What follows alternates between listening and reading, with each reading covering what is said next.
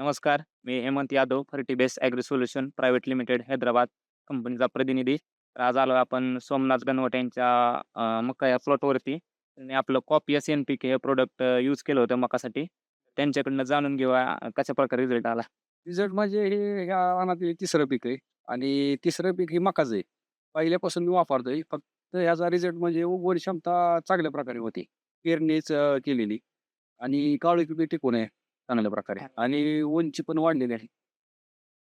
मला दुसऱ्या खतात आणि ह्या खतात काय फरक वाटला? म्हणजे उगवण क्षमता किती दिवसात म्हणजे उगवण क्षमता म्हणजे आता पेरणी करत होतो. पण त्यातलं 100% उगवण क्षमता होत नव्हती. पण ह्या ज्या NPK वापरल्यामुळं 100% उगवण क्षमता आहे आणि फास्ट वाढ होती आणि काळोखी पण आहे. तुम्ही जर दुसऱ्या शेतकऱ्यांना काय संदेश द्याल, की हे खत मकाला तर वापरलंच पाहिजे. काहीच अडचण नाही. शेतकरी मित्रांनो तुम्हीच बघू शकता आपण ह्या प्लॉटवरती खत वापरलं होतं कॉपी एन-पी-के. हां आणि तिसरं पीक आहे मक्याचं. हां आणि तिसरं पीक आहे तरी एवढ्या प्रकारे मका वाढलेली आहे.